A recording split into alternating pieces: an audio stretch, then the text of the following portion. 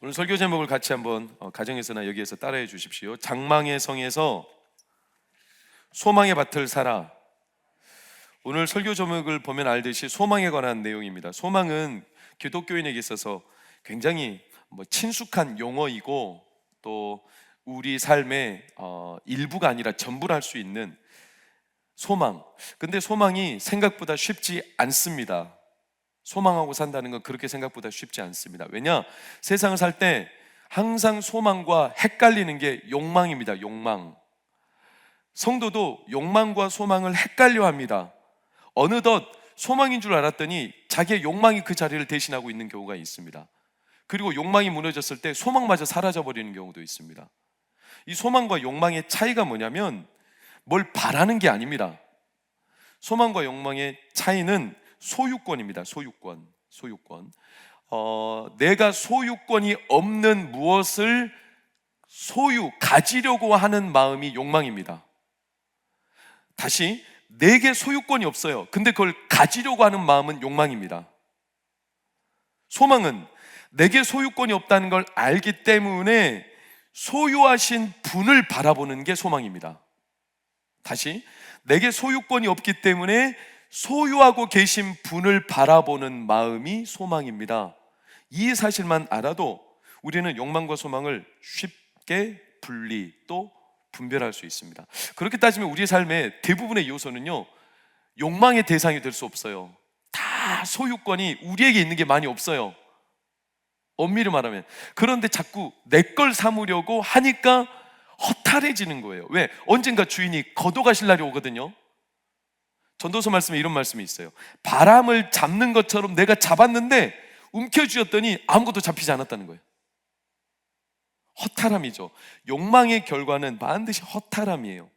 사람의 욕망을 대표적으로 드러내는 게 뭐냐면 땅입니다.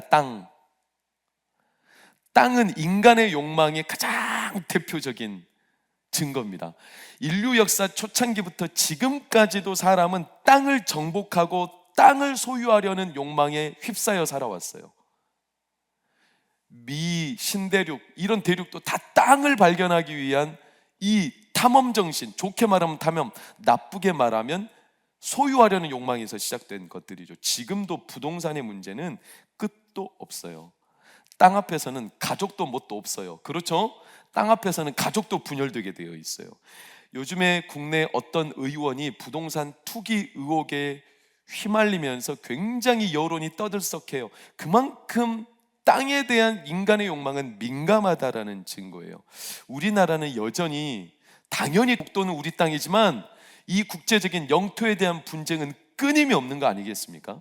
그러니까 이 본능적인 거예요. 땅에 대한 인간의 욕망은. 그래서 우리 지혜로운 한국의 선인들은 어린 시절부터 우리 자녀들을 땅의 정신을 철저하게 강하게 훈련시켰어요. 그게 뭐냐면 땅 따먹기 놀이를 땅에 열심히. 우리 이제 젊은 세대는 잘 모를 텐데 저는 알아요. 우리 장로님들이나 뭐 이렇게 나이가 있으신 분들은 아시겠죠? 땅 따먹기 툭 쳐가지고 쫙 선을 그어요.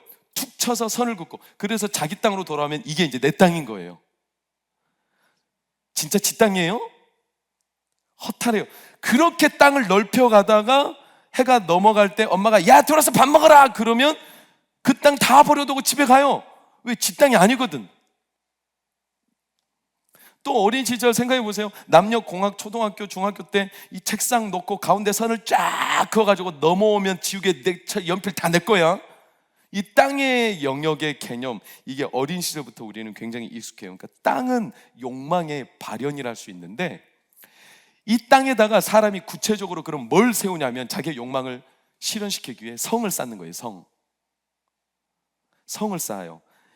대제국을 이룬 나라들마다 웬만하면 다 성이 있어요. 중국에 뭐 만리장성, 성경에도 등장해요. 성경에도 여리고성, 또 창세기 초반에도 보면 가인이라는 사람이 성을 쌓고 그 성의 이름을 아들의 이름을 붙여서 에녹성 이렇게 말해요. 그러니까 오늘날로 따지면 아들을 위해서 집 마련해주고 자기 아들 명의로 해준 거예요. 이런 어떤 성을 쌓고 거기에서 자기 어떤 영역, 경계, 자기 힘 이런 걸 이제 드러내는 거죠. 이 성의 개념이 성을 쌓는 게 오늘날로 어떻게 우리가 볼 수 있냐면 도시 문명이에요. 도시 문명. 도시 문명을 세워요. 도시 문명 속에서 사람은 권력을 또 신분의 상승을 원해서 모든 사람들이 도시로 몰려옵니다. 도시에서 살고 싶어 합니다. 그만큼 도시엔 권력이 있는 거예요. 사람의 욕망의 발현지가 도시인 거죠. 이렇게 땅을 소유하고 성을 쌓듯이 도시 문명을 이루면 인간이 진짜 소망 가운데 살 수 있느냐? 아니라니까요. 주인이 따로 있기 때문에 허탈해진다니까요. 언젠가 주인이 걷어간다니까요.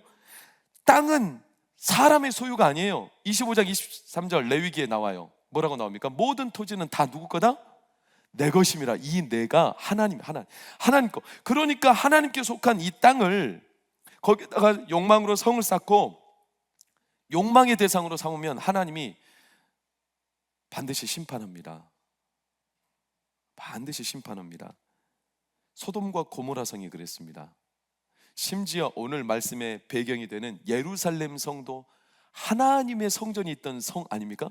근데 예루살렘 성도 하나님이 심판하셨습니다. 왜? 예루살렘 성이 인간의 욕망으로 바뀌어가고 있었거든요. 그 예수님 신약 복음서에는 뭐라고 나옵니까? 너희가 성전에서 비둘기를 팔고 강도의 굴혈로 만들었다. 이렇게 예수님 말씀하신 것도 성전을 자기들의 욕망의 발상지로 바꿔버린 거예요.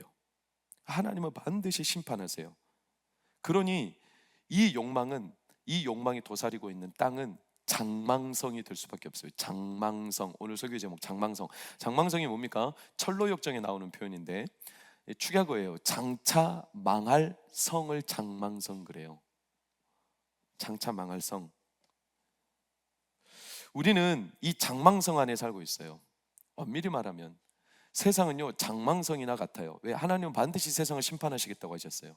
장망성이죠. 그럼 기독교인은, 성도는 장망성에서 뭘 소망하며 어디에 투자하며 살아야 되는가? 오늘 사실 말씀은요 새로울 건 없어요. 늘 상식적인, 그러나 우리가 잊지 말아야 될 중요한 하나님의 메시지예요. 우리는 어디에 투자를 하고 어디에 소망을 두어야 되는가? 라고 우리는 고민하지 않을 수 없는 세상 가운데 있는데, 오늘 본문도 장망성의 스토리죠. 이스라엘 백성들이 장망성 안에 있어요. 반복되는 실패 때문에 하나님이 예루살렘 성을 이제 장차 망하게 하실 거라는 거예요. 근데 이들이 착각하고 있는 거예요. 성이 당장 눈앞에 보이니까 괜찮을 거라는 겁니다. 안전할 거라는 겁니다. 그러면서 착각에 빠진 비운의 왕이 있었어요. 그게 남유다의 마지막 왕인데 이름이 시드기야 그래요. 시드기야. 그리고 이 시드기야를 깨우치려는 한 선지자가 있었는데 그 선지자가 오늘 읽은 말씀처럼 예레미야 선지자예요. 착각하지 말자. 이 장차 망할 성, 우리 여기에 욕망의 마음을 거두자. 이게 이제 예레미야의 주장인데 그 배경이 1절에 나오죠. 시드기야 왕 몇 년째라고 나옵니까? 10째 해. 시드기야 왕 10년째예요. 그때 당시 바벨론의 느부갓네살 왕이 몇 년째? 18째, 18년이에요. 그러니까 이때 이미 예루살렘 성은 휩싸이고 있었어요. 2절을 보세요. 어떤 상황입니까? 그때 예루살렘을 에워쌌다는 겁니다. 그런데 참 묘한 것은 선지자 예레미야도 궁중의 시위대들에 갇혀 있다는 겁니다. 이게 참 이상한 이유가 뭐냐면 선지자는 신탁을 받는 영적인 지도자입니다. 나라가 위기에 빠졌을 때 그 나라를 영적으로 도와주고 보호해줄 책임 있는 지도자인데 그 선지자를 왕이 가둬놓은 거예요. 왜? 이유는 3절에서 5절을 보면 너무 쉽게 이해할 수 있어요. 그냥 읽기만 해도 알아요. 이는 그가, 즉 예레미야가 예언하기를 여호와의 말씀에 보라, 내가 이 성을 바벨론 왕의 손에 넘기리니 그가 차지할 것이며 유다 왕 시드기야는 갈대아인의 손에서 벗어나지 못하고 반드시 바벨론 왕의 손에 넘겨진 바 되리니 입이 입을 대하여 말하고 눈이 서로 볼 것이며 그가 시드기야를 바벨론으로 끌어가리니 시드기야는 내가 돌볼 때까지 거기에 있으리라. 여호와께서 이와 같이 말씀하시니라. 너희가 갈대아인과, 이 갈대아인이 바벨론 사람들입니다, 갈대아인과 싸울지라도 승리하지 못하리라 하셨다 하였더니 유다 왕 시드기야가 이르되, 이제 기분 나쁜 거예요. 예레미야가 자꾸 이상한 소리를 하는 거예요. 이 성이 망할 거다. 그러니까 시드기야는 뭐라고 해요?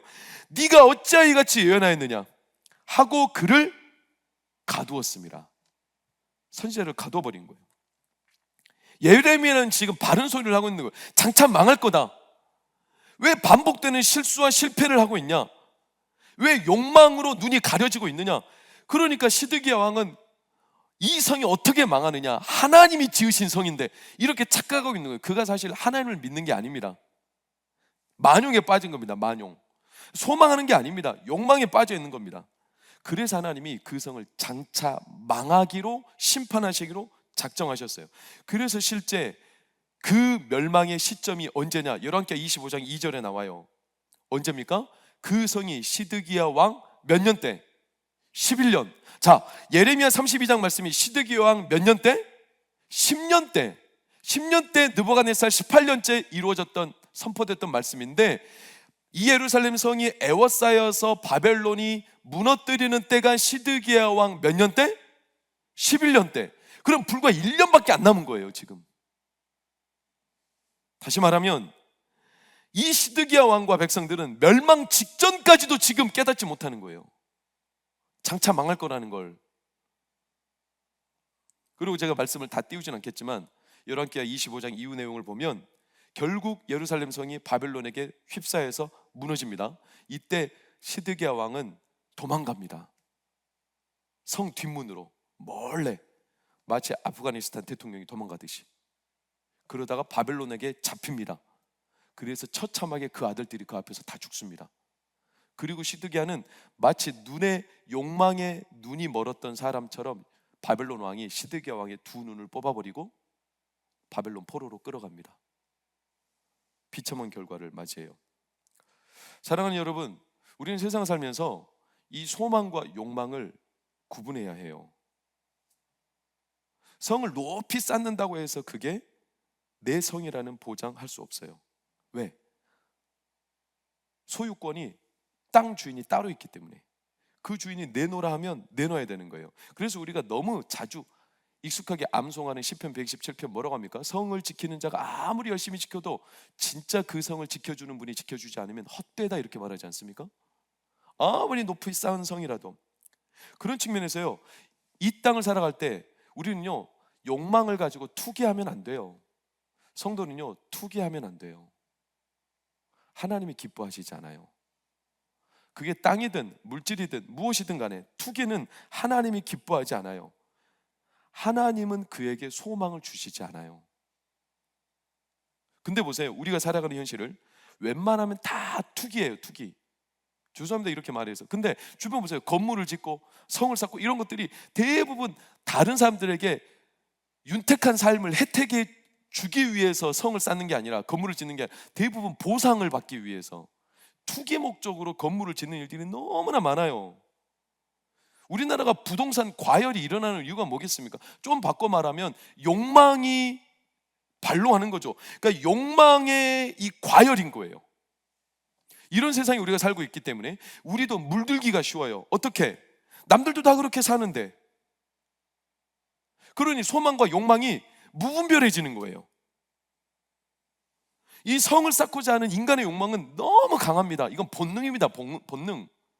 그러니 성도도 예외가 아니에요. 여기에서 비껴가기가 쉽지 않은 거예요. 그러니까 성도가 자기가 어떤 사람인지를 알아보려면 자기가 지금 어디에 투자하는지를 알아보면 돼요. 시간을, 물질을, 어떤 것들을 어디다 투자하는지 그 사람의 본성이 드러나게 되어 있어요. 또는 그 사람이 누구에게 자주 질문을 던지는가, 이걸 물어보면, 질문자가 누군지를 점검해 보면 그 사람의 마음의 진짜 진면목이 보이는 거예요.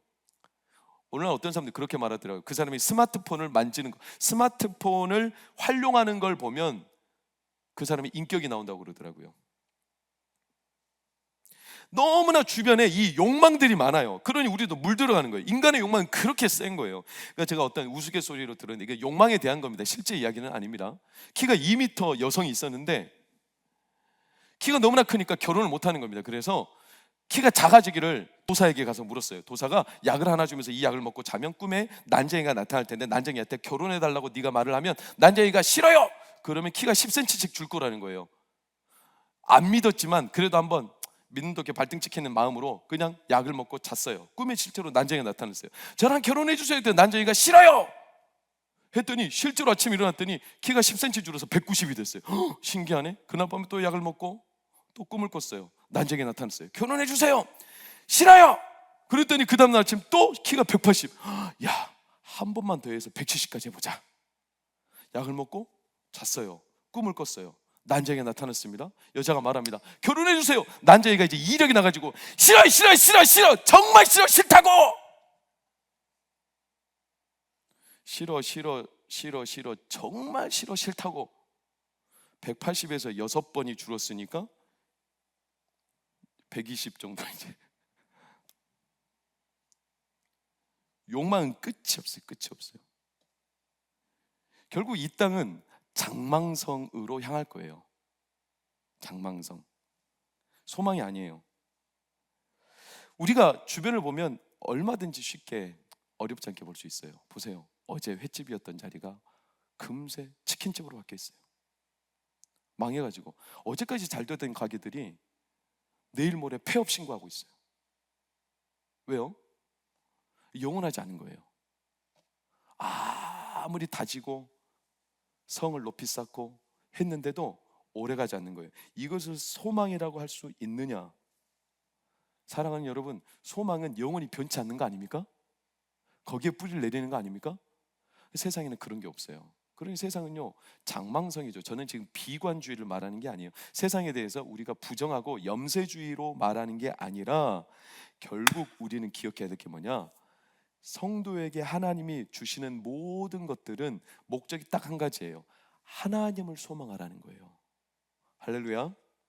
나에게 주신 모든 삶의 요소들은 다 하나님을 소망하라는 데 목적이 있어요.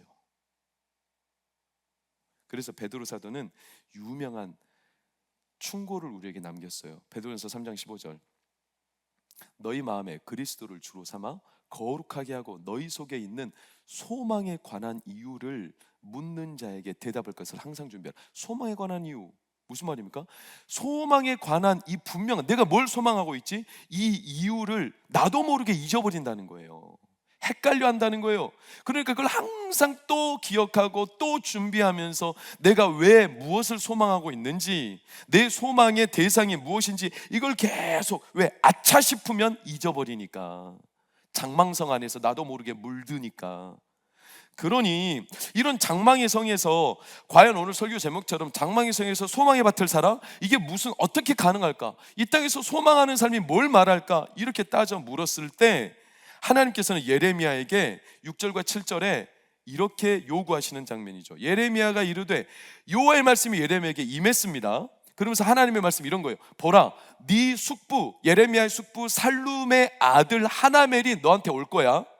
그리고 한 가지 말할 거야. 아나돗에 있는 밭을 사라고.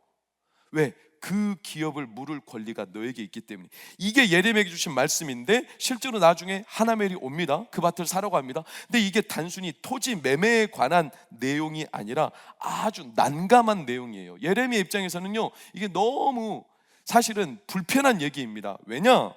아나돗의 밭, 아나돗이 어디에 위치 있는가를 지도상으로 보면 우리는 금세 이게 왜 난감한 이야기인지 알 수 있어요. 지도를 한번 보세요. 예루살렘이 있죠. 그 위로 북쪽으로 한 4km 정도 떨어진 지점이 아나돗이에요. 그러니까 아나돗도 예루살렘의 토양이라 할 수 있어요. 예루살렘인 거죠. 근데 제가 앞서 말씀드렸어요. 지금 예루살렘은 어떤 상황이라고요? 예레미야 32장은 시드기야 왕 10년째고 11년이 되면 이 예루살렘 성이 누구에게 휩싸여요? 바벨론에. 바벨론이 휩싸여서 멸망당할 거예요. 다시 말하면 아나돗과 예루살렘은 불과 1년이 되지 않아 멸망할 거예요. 바벨론이 그 땅을 점령할 거예요. 버려질 땅이에요. 오늘날 부동산으로 따지면 땅값이 뚝뚝뚝뚝 떨어지는 땅이에요. 누구도 투자하지 않아요. 거기에 무슨 전망이 있다고 그 땅을 사겠어요. 근데 하나님 그 땅을 사래요. 왜? 성도님들 같으면 저당이 잡혀있는 집을 사겠습니까? 안 사죠.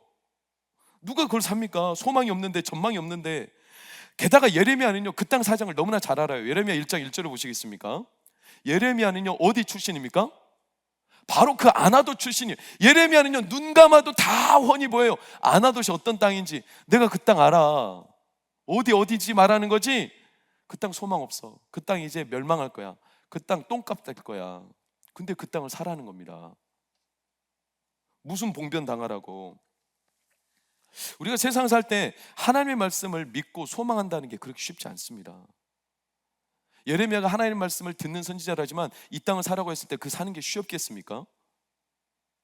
우리가 이 장망성이라는 이 환경에서 하나님을 소망하며 산다는 건요, 알고 있는데 잘 안 되는 문제예요. 쉽지 않아요. 생각해 보십시오. 내 자녀가, 내 아들이 또는 내 손주가 대학에 들어가는데, 이번 대학에 서울에 있는 대학도 하나 합격했고 지방에 있는 아주 겸손해서 이름도 잘 드러내지 않는 대학도 합격했어요.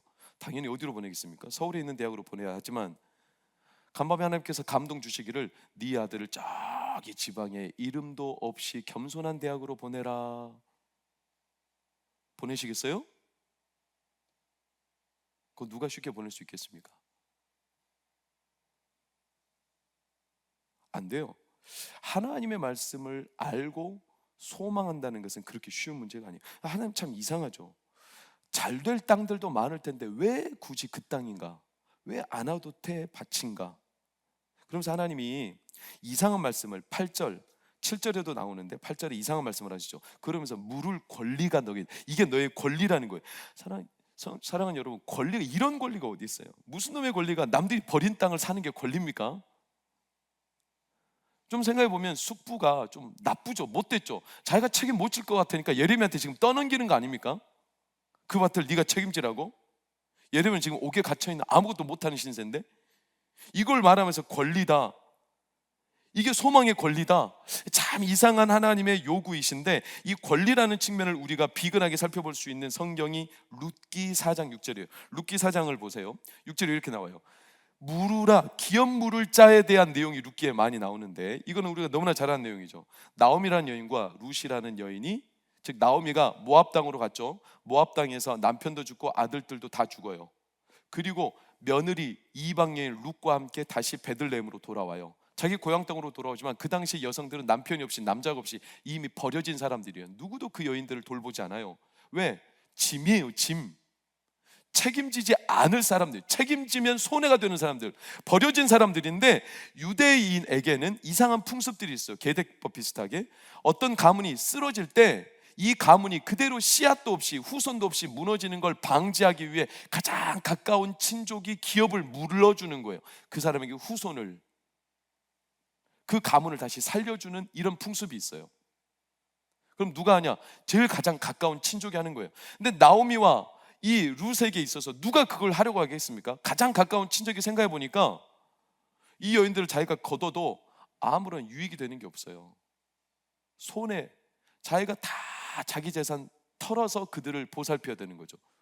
무너져가는 가업을 누가 그걸 투자하려고 하겠습니까? 그러니 이 권리가 자기에게 있지만 이 권리를 포기할 수 있거든요. 그래서 그 사람의 권리를 포기해요. 그럼 그 다음 가까운 친족에게 넘어가는데, 그 다음 가까운 친족이 누구냐면 그 유명한 보아스라는 사람이에요. 보아스에게 그 권리가 넘어왔어요. 보아스도 이것을 책임 권리를 행사해도 되고 안 해도 돼요. 근데 보아스가 보니까 분명히 손해거든요. 그 여인들 걷어봤자 자기에게 유익이 되는 게 없습니다. 그런데 보아스는 권리를 행사하기로 선택해요. 그래서 여인들을 거둬요. 그리고 룻을 아내로 맞아들여요. 당장 뭐가 주어지겠어요? 쓰러져가는 가게를, 쓰러져가는 가업을, 쓰러져가는 가문을 자기가 다 자기 돈 들여, 자기 에너지 들여, 자기의 모든 걸 투자해서 그 가업을 살리는데, 이게 자기 가업이 아니라 그들 가업으로 이제 이어질 텐데 무슨 볼 게 있다고. 그런데 놀랍게도 보아스와 이 룻에게서 오벳이라는 인물이 나오고, 오벳이 이새를 낳고, 이새가 다윗을 낳고, 다윗의 자기 끝자락에 신약 성경에 누가 나와요? 인간의 보증인 예수 그리스도가 나와요. 보아스가 그걸 봤겠습니까? 못 봤죠. 수천 년 뒤의 사건을 보아스가 어떻게 보겠어요? 안 보여요. 이건 장망성인 거예요. 버려진 땅입니다. 그들 돌봐봤자 아무 나에게 이득될 거 없습니다. 그런데 보아스는 그 권리를 행사한 거예요. 권리를 포기해도 무방한데 권리를 행사한 거예요. 왜? 이렇게 사는 사람들이 있어요. 그래서 권리라고 하는 거예요. 소망은요, 권리입니다. 권리인데 권리를 모르고, 또는 사람들이 무시하니까 권리를 포기하는 사람들이 있지만, 어떤 이들은 그저 그 권리를, 말씀을 믿고 하나님을 보증으로 믿고 권리를 행사하는 사람들이 있어요. 권리를 행사하는 사람들이, 하나님께서 예레미야에게 말씀하시는 것은 그 버려질 아나돗의 땅, 아나돗의 밭을 누구도 책임지지 않고 버리려 하지만 너가 그 땅을 책임지라는 거예요. 그리고 권리를 행사하라는 거예요. 왜? 그게 성도에게 주신 권리니까. 사랑하는 여러분, 성도에게 주신 권리는요, 이 약속의 말씀을 믿고 보증으로 삼아 하나님 앞에 약속의 말씀을 주장하는 겁니다. 이 사실을 믿으시기를 축원합니다. 성도는요, 세상에서 받은 권리가 뭐냐면 남들이 다 투자하는 영역이 아니라 안 보이는, 버려지는, 남들은 외면하는 소망이 없는 땅인데, 그 땅을 바라보며 여기에 하나님의 약속이 있다고 믿고 이 약속의 말씀을 믿고 보증으로 삼아, 하나님 제가 이거 믿습니다, 제가 약속의 말씀 믿습니다, 그러니 저는 이걸 믿고 투자하고 이걸 믿고 하나님 저는 권리를 행사하겠습니다. 이게 성도에게 주신 소망의 권리입니다. 권리. 할렐루야. 약속의 말씀을 믿고 자기 권리를 주장하는 거예요. 하나님, 저 이 약속의 말씀 믿었습니다. 그러니 이 권리를 저 주장할 테니 약속의 말씀대로 하나님 행하시옵소서. 이렇게 권리를 주장하고 계십니까? 권리를 주장하고 계십니까? 하나님 주신 이 약속의 권리를 잃어버렸습니까? 포기해버렸습니까? 오늘 말씀을 통해 다시 하나님의 약속의 말씀을 보증으로 삼아 권리를 주장하는 은혜가 있기를 예수 이름으로 축원합니다. 장망의 성인데, 망할 성인데, 우리의 세상살이가 어때요? 망할 성들 아닙니까? 아무리 열심히 살아도 잘 안 돼요. 예전에 우리 어릴 때 서울에 가면 차도 많고 사람도 많더라, 이런 말들을 많이 하면서 서울에 막상 올라왔더니 잘 살아보고 올라왔는데 얼마나 고된지 몰라요. 힘든지 몰라요. 그렇게 길거리에 차는 많은데 정작 그 많은 차들 가운데 자기 차 키는 하나도 없어. 아파트는 이렇게 쌓여져 가는데요, 그 수많은 아파트들, 근데 자기가 열고 들어갈 열쇠는 자기에게 하나도 없어. 요즘에 영혼까지 끌어모아 빨리 투자해서 자기 집을 마련하려고, 그래서 영혼까지 끌어모아 수십억을 모았는데 집값이 어제보다 2배나 뛰어버렸어요. 그나마 투자할 것도 잃어버렸어요. 갈수록 우리의 삶의 영역이 입지를 잃어가고 있어요. 마치 남극의 빙하가 녹아들듯이 우리의 삶의 입지가, 땅이 워킹맘으로 밤새 뛰고 투잡에, 쓰리잡에, 육아에 다람쥐 쳇바퀴 돌듯이 그렇게 살아가는 이들이 너무나 많아요. 그렇게 열심히 사는데도 늘 맨날 같은 자리를 돌고 있는 것 같아요. 그러니 탈진하죠, 허탈하죠.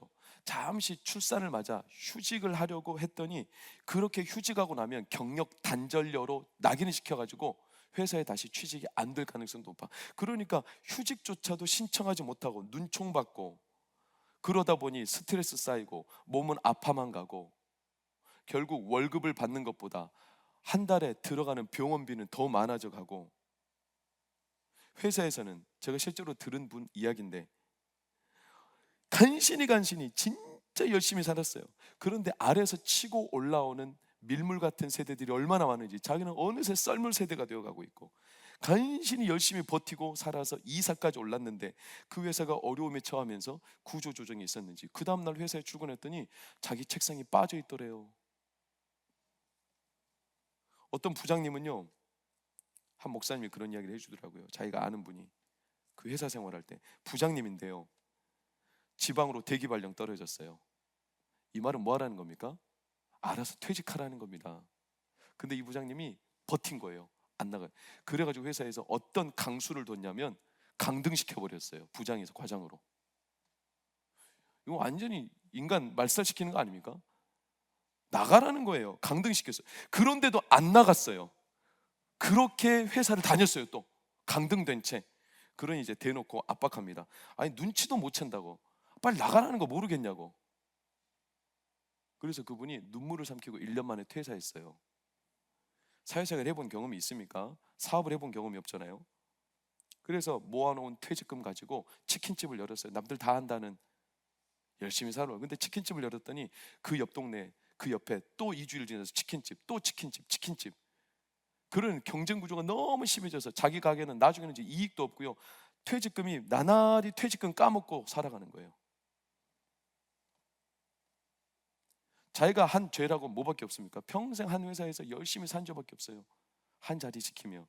그냥 그 장망성 같은 현실에서 미래를 준비하지 못했다, 이게 죄라면 죄죠. 근데 찬밥 신세되고 도태당하고 버려진 땅이 되는 거죠. 이게 오늘날 현실, 너무나 제가 극단적으로 말했는지 모르겠지만 이게 현실 사회에서 사람들이 느끼는 장망성. 아무리 열심히, 이 장망성에서 소망이 가능합니까? 예레미야가 전하는 이 소망의 밭, 아나도테 밭을 사라는 것은 너무 동떨어진 얘기 아닌가? 예레미야도 똑같은 거예요. 아니 이렇게 장차 이 예루살렘 성이 망하는데 무슨 놈이 저 땅을 사라는 거예요. 무슨 전망이 있다고, 무슨 소망이 있다고. 그러니까 예레미야도 마음에 비애와 슬픔이 있어요. 그런데 하나님의 말씀을 거절할 수 없기에 예레미야가 순종은 합니다. 그 아나도테 밭을 사요. 제가 오늘 말씀을 다 구구절절 띄울 수는 없지만 자기 전 재산이었던 것 같아요. 은 17세겔을 달아서 그 밭을 사기로 결정해요. 증인을 세우고 매매 증서를 쓰고, 매매 증서도 두 가지예요. 하나는 봉인 안 된 거, 하나는 봉인된 거. 왜? 봉인 안 된 거는 수시로 확인하는 문서고, 이게 조작될 우려가 있기 때문에 봉인 안 된 문서를 늘 갖고 있는 거예요. 그리고서 그 땅을 매매해요. 그러나 이 땅은 자기 땅이 아니에요. 왜? 이 땅은 바벨론에게 넘어갈 거니까. 그러니까 이 매매 증서가 무슨 소용이 있겠습니까? 그래서 예레미야가 14절 어떻게 합니까? 보세요. 그 매매 증서를 마을에서 토기에 담아 땅에다 묻어놔요. 당장 내 땅이 안 될 거라는 거예요. 언젠가 이 땅이 진짜 회복되면 내 땅이 될 텐데, 그때까지 이 매매 증서를 그렇게 오랫동안 보관할 수밖에 없다는 거예요. 보존. 그리고 그때를 기다릴 수밖에 없는 거죠. 얼마나 허탈한 마음이 있겠죠. 이게 과연 소망인가? 이게 믿는 자가 이 땅에서 누리는 소망인가? 그러면서 예레미야가 16절 17절을 보면 기도하기 시작해요. 기도하잖아요. 그러면서 슬프다고 하잖아요. 예레미야도요, 인간적인 슬픔을 외면할 수 없어요. 슬프다는 거예요. 슬퍼. 소망이 사라져버린 땅, 슬픔을 거절할 수는 없지만, 그래서 예레미야가 기도를 시작한 거예요. 왜? 자기의 전 재산과 같고 자기가 이제 할 수 있는 소망을, 자기가 투자할 수 있는 분은 이제 이 땅에는 없어요. 하나님밖에 없으니까. 그러니까 기도하기 시작한 거예요. 사랑하는 여러분, 이 장망성에 우리가 투자할 것이 없다면 오히려 예레미야처럼 슬픈 마음일지라도, 슬픈 마음일 테지만 그때가 진짜 하나님께 투자할 수밖에 없는, 그래서 하나님께 기도할 때가 된 거예요. 예레미야는 슬픈 마음을 품고 하나님 앞에 기도하기 시작한 거예요. 그래서 16절 이후로는 예레미야의 기도인 거예요. 하나님 앞에 간절히, 하나님 저 이 약속의 말씀 믿고 그 땅 샀습니다. 남이 버린 땅이지만 그 땅 하나님 사라고 해서 샀습니다. 그리고 저 이제 이 땅에 소망할 거 없으니 하나님 붙잡고 하나님만 바라보고 하나님께 투자하겠습니다. 그리고 기도하기 시작한 겁니다. 베드로가 생각나지 않으세요? 베드로도요, 그날따라 그물에 고기가 한 마리도 안 잡아 얼마나 괴로웠는지 몰라요. 그물을 팍팍 씻으면서 얼마나 허탈했겠어요. 근데 예수님이 갑자기 베드로의 배에 올라가시더니 한참 말씀을 전하시다가 느닷없이 베드로한테 배를 띄워서 다시 그물을 던지라는 거예요. 아니 내가 지금 이 바닷생활 어부잡이를 30년 잔뼈가 굵은 사람인데 목수인 예수님이 아무리 권능이 탁월하다 하여 자기보다 바닷길을 잘 알겠습니까? 물때를 잘 알겠습니까? 물고기가 어디로 다니는지 잘 알겠습니까? 근데 그 예수님 얼토당토하게 저기다 그물을 던지라는 거예요. 거기 고기 없다니까요. 밤새 던졌어요. 그렇게 돌아왔는데 예수님 거기다 그물 던지래요. 근데 베드로가 믿음은 없었겠죠. 뭔가 소망하는 마음이 있었을까요? 아니요. 어쩌면 체면치레라도 하듯이 하나님, 예수님 말씀을 거절할 수 없어서 이렇게 누가복음 5장에 기록되어 있대요. 뭐라고? 말씀에 의지하여 그물을 던지겠습니다. 예수님 말씀하시니까 제가 이 말씀을 보증으로 삼아 한번 던져볼게요. 근데 그때 그물에 어마어마한 고기가 어디서 왔을까요? 방금 전까지 없던 고기가. 그 작은 믿음, 소망도 없이 예레미야도 하나님께 이제 투자했습니다. 하나님께 기도했습니다. 하나님밖에 저희가 투자할 분 없습니다. 이렇게 했더니 하나님이 응답하시기를 44절 예레미야 32장 44절. 베냐민 땅과 예루살렘 사방과 유다 성읍들과 산지의 성읍들과 저 지대의 성읍들과 네겝의 성읍들에 있는 밭을 은으로 사고 증서를 기록하여 봉인하고 증인을 세우리니 이는 내가 시작 그들의 포로를 돌아오게 함이니라. 여호와의 말씀이니라. 이 말은요, 오래 많은 그 앞에 있는 많은 구절들을 다 읽어야 하지만 한마디로 말하면 남들이 다 버린 땅, 이제 소망이 없는 버린 땅, 누구도 투자하지 않는 땅인데 하나님께서 예레미야가 기도하기 시작한 뒤에 예레미야에게 주신 이 말씀 36절 이후의 말씀을 보면 하나님이 그 버려진 땅을 완전히 회복시키시겠다는 거예요. 완전히 회복시키시겠다.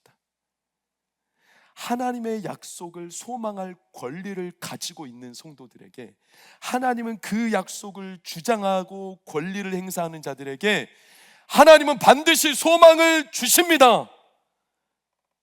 그리고 그 소망은 부끄럽지 않아요. 로마서 5장 5절 말씀 뭐라고 말합니까? 이 소망이 우리를 부끄럽게 하지 않는데요. 왜? 성령이 우리의 마음에 하나님의 사랑을 막 부어주시기 때문이에요. 이것은 종말의 때가 되면 더 두드러질 거예요. 성도들 가운데는 코로나가 터지고 하나님을 소망하는 마음보다는 이제 세상살이에 시달려 시들시들 무너져가는 성도들이 적지 않게 많습니다. 많은 기독교 신학자들이 코로나가 끝나면 신앙의 양극화가 일어난대요. 완전히 소망을 잃어버린 채, 또는 누군가는 정말로 하나님의 소망으로 단단해지는, 종말의 때가 되면 더 극심해질 거라는 거예요. 성도들 가운데는요, 눈물을 흘리면서 의지할 곳이 없어요. 남들이 다 버린 땅을 그저 붙들고 하나님의 약속 버릴 수가 없어서 이 약속의 말씀 붙잡고, 요한계시록에 나와요. 성도들이 눈물을 흘리면서 하나님, 저 이 땅 장망성에 제가 소망하는 바 없어, 그 땅에다가 제 욕망의 눈이 어두워서 내 마음을 두지 않고 하나님 약속의 말씀에 제 모든 소망의 권리를 행사하고 저 하나님께 기도하겠습니다. 기도하는 성도들이 요한계시록에 기록되어 있어요. 아직 그 기도의 응답은 보이지 않아요. 마치 예레미야가 매매 증서를 땅속에 보관해 놓은 것처럼 요한계시록에도 두루마리가 나오거든요. 두루마리가 봉인되어 있는데 이 두루마리를 누구도 열어주지 않는 그런 상황. 그런 성도들은 가슴이 너무 메어지는 거예요. 하나님을 바라보고 기도하며 눈물을 흘리며, 하나님, 저는 하나님께만 투자하고 하나님께만 소망을 두고 지금 하루하루 기도하며 하나님께만 내 마음을 드립니다. 그런데 현실이 너무나 힘든 거예요. 장망성인 거예요. 그러니 성도들의 눈물을 누가 신원해 줄까? 하나님 앞에 성도들이 울며 기도하는 거예요. 하나님, 언제까지입니까? 하나님, 언제까지입니까? 언제까지 내 가정이, 언제까지 내 나라가, 언제까지 내 자녀들이 하나님 말씀을 내가 믿고 하나님께 내가 투자하고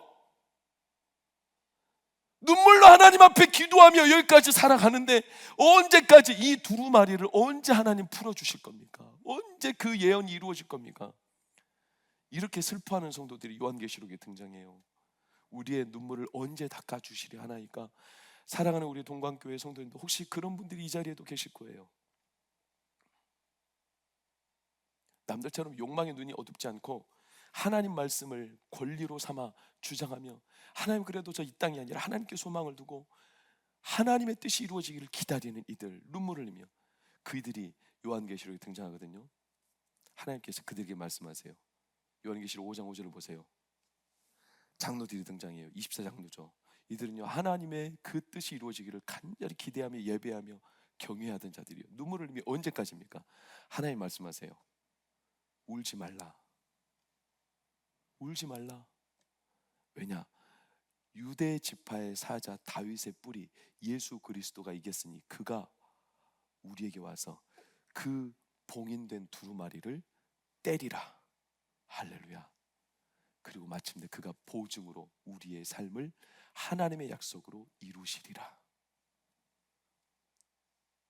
하나님은 오늘도 하나님 앞에 소망을 두고 소망의 밭에 씨를 뿌리며 그 소망의 밭, 남들이 버린 밭을 사며 하나님 편에 서서 하나님의 방법대로 세상의 욕망과 싸우는 성도들을 하나님은 애타게 찾고 계세요. 조심스럽지만 저희 가정 얘기를 잠시 하겠습니다. 용서하십시오. 오해는 하지 마십시오. 자랑도 아니고 한편으로 이 이야기를 하면 성도님들이 혹시 헌금 얘기하는 건가 이렇게 오해하시죠. 헌금 얘기 아닙니다. 한 사람이 하나님께 투자한 얘기입니다. 저희 큰형이 작년에 아버지가 쓰러지고 난 뒤에 우리 가정의 가문에 영적인 위기감을 느낀 것 같아요. 그래서 그때부터 기도를 하기 시작했어요. 그래서 성령 충만한 은혜들을 많이 누리고 있어요. 그러면서 아버지가 이제는 언젠가 하나님의 부르심을 받을 텐데 본인이 장남이기 때문에 이 가문의 영적인 가장으로서 본인의 동생들과 이 가문에 속한 모든 이들이 하나님이 인도해 가시기를 간절히 바라며 지금도 제 설교를 듣고 있고 늘 저를 위해서 기도하며 형제들을 위해서 기도하고 있어요. 그러는 가운데 이 이야기를 해주더라고요. 아버지 얘기를. 저희 아버지가 1980년, 83년 어간에 나주제일교회에서 심우했어요. 부목사로. 그때 당시 담임 목사님 최기수 목사님이세요. 최기수 목사님의 막내 아들이 저희 큰형하고 친구였으니까 나이 차이가 아버지랑 담임 목사님 좀 차이가 나겠죠. 이 막내 아들 성국영이라고 그래요. 근데 저희 큰형하고 친구예요. 근데 이 최기수 목사님의 아들들 가운데 그 당시 저는 이 기업이 뭔지 몰라요. 명성기업이라고 대기업이 있었대요. 엘더베리 주스인가 만들었다는가 그 회사에 다니는 아들이 있었어요. 그러니까 이 목사님의 가정이 제법 물질적으로 풍요로웠죠. 그러니까 그 당시 지금으로부터 30년 전인데 그 당시에 쉽게 말하면 자녀 교육보험을 들었다면 굉장한 거 아닙니까? 그것도 목회자 가정에서. 그래서 이 아들의 교육보험을 들었어요. 10년 만기예요. 그때 당시 보험을 들 때 생각하기로는 이랬어요. 그 목사님이 자녀가 대학 들어갈 때 등록금 정도가 될 거라고 생각했어요. 환급을 받으면. 그런데 일이 터졌어요. 뭐냐? 환율 차이가 너무 많이 생긴 거예요. 10년 동안. 그래서 막상 환급금을 받았는데 그 당시 이 금액이 어느 정도밖에 안 됐냐면 양복 한 벌 값이었다. 그러니까 이 이야기를 담임 목사님이 저희 아버지한테 해준 거예요. 그래서 아버지가 충격에 빠졌어요. 왜? 아무리 자기 이 부목사 월급 그 당시 20만 원 조금 못 받았는데 이 돈 가지고 20만 원 돈 가지고 자녀 5명을 앞으로 교육시키는 게 계산이 안 나오는 겁니다. 한 명당 대학교에 간다고 쳤을 때 5명이 8학기 한 명당 한 학기당 50만 원 곱하기 8학기 곱하기 5명 했더니 그 당시 2천만 원이 나오더래요. 근데 부목사 20만 원 월급 가지고 2천만 원? 택도 없죠. 충격에 쌓였어요. 그래서 그때 아버지가 작정을 했어요. 아, 나는 하나님께 투자해야 되겠다. 왜? 인간적으로 안 되니까. 그래서 아버지가 보험에 들지 않고 하나님께 보험을 들기로 시작했어요. 그래서 영광 찬양 감사기도 지실 5명 앞으로 10,000원씩 작정해서 20만 원 월급일 때 10,000원씩 작정해서 작정헌금을 자녀들 앞으로 드렸어요. 그 외에 11조, 주일헌금, 감사헌금을 따로 그러니까 제가 지금 생각해봐도 헌금 월급의 70%를 헌금으로 드렸어요. 너무 많은 금액이었죠. 그러니까 큰형이나 둘째 형은 불만이 많았어요. 이렇게 형편이 어려운데 아버지는 너무 물정 모른다고 미래를 준비해야 될 텐데 도대체 왜 헌금을 그렇게 많이 하시냐고. 그런데 아버지는 그 고집을 꺾지 않았어요. 그래서 그 헌금을 무려 15년 동안이나 계속해왔어요. 그리고 아버지가 은퇴하고 난 뒤에는 어머니가 그 헌금을 계속 이어받았어요. 이유는 딱 한 가지예요. 돈이 많아서도 아니고 뭐냐? 내가 인간적으로 자녀들의 미래를 이 앞날을 책임질 수 없기 때문에 그 미래를 하나님께 투자하겠다는 거였어요. 한 가지밖에 없었어요. 그러니까 큰형도 이야기를 저희들에게 해주면 저한테 해주면서 그때 당시 자기도 이해가 안 됐다는 거예요. 아버지가 원망스럽다는 거예요. 아버지가 작년 12월에 쓰러지셨을 때 아니 자기를 위해서 양복 한 벌도 투자하지 않고 평생을 사신 분이에요. 그렇게 치열하게 살았는데 이렇게 쓰러지고 초라해지니까 정작 당신의 몸은 하나도 돌보지 않고 이렇게 투자한 게 뭔 의미가 있느냐, 이런 원망이 작년 11월 10월까지 있었는데 기도하는 가운데 올해부터 큰형의 마음이 확 바뀌었어요. 하나님의 시선으로 지난날을 돌아보니까 감히 이게 아버지가 그렇게 작정하고 드린 헌금보다 이 5명의 자녀가 대학, 대학원, 신대원, 심지어 몇몇 자녀는 박사과정까지 마치는 과정에 들어간 돈들로 따지면 계산이 안 나와요. 결코 계산이 안 나와요. 게다가 가문의 형제들이 어려움에 빠질 때가 오면 하나님이 그때그때마다 영적인 감동을 주시고 피할 길을 내시며 이 자녀들의 앞날과 이들을 향한 아버지가 투자했던 이 밑거름으로 인함인지 자녀들을 그때그때마다 시험에서 건지시려는 하나님의 의도들이 정확하게 보인다는 거예요.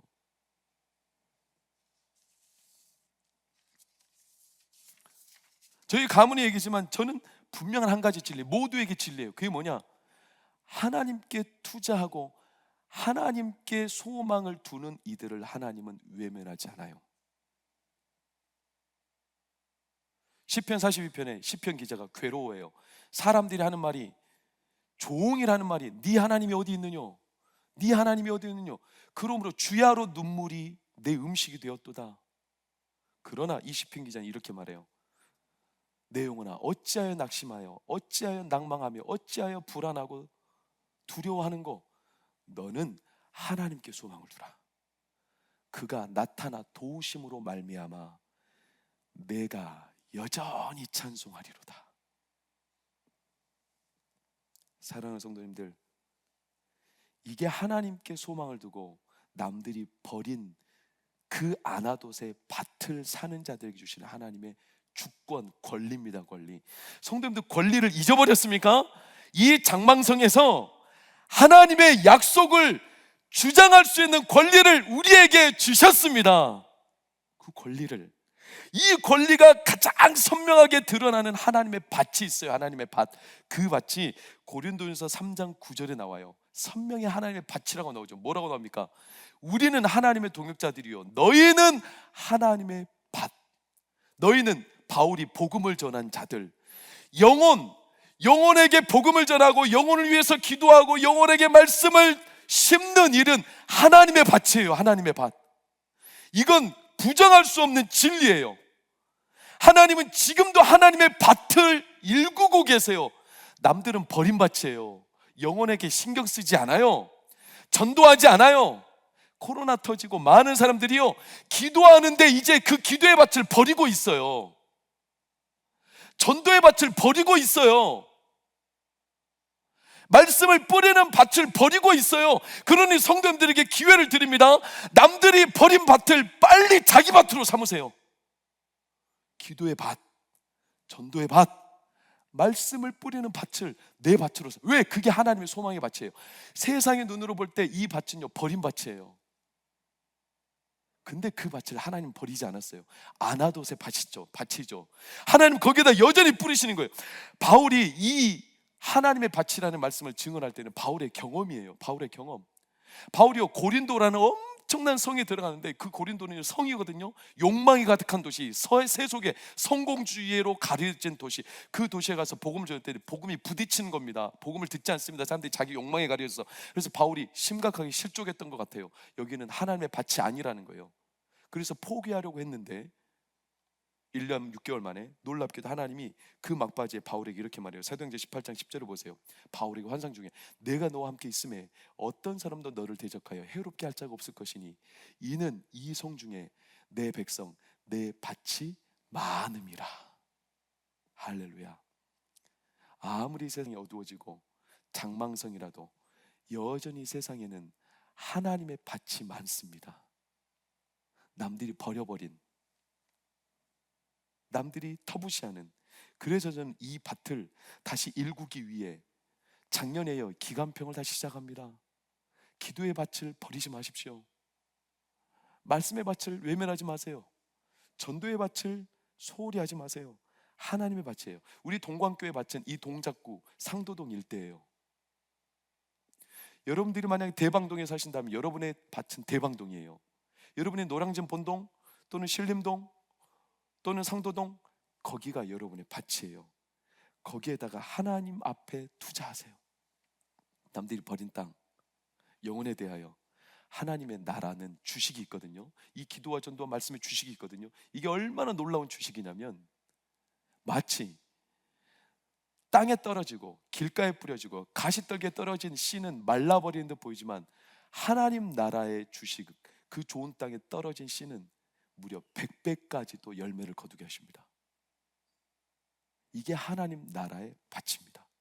그러니 우리 마음의 실족함과 장망성에서의 허탈함이 아니라 여전히 하나님의 밭을 바라보며 기도와 말씀과 영혼을 구원하고 전도하는, 하나님께 투자하는 삶을 살아가시기를 축원합니다. 성령이 함께 하실 겁니다. 성령이 함께 하실 겁니다. 성령이 우리 가운데 그 영혼의 밭에 씨를 뿌리고 소망의 밭에 투자하는 자들을 통해 우리의 가정을 살리실 겁니다. 병을 치료하실 겁니다. 성령이 함께 하실 겁니다. 이 확신과 소망을 품고 우리 다시 일어납시다.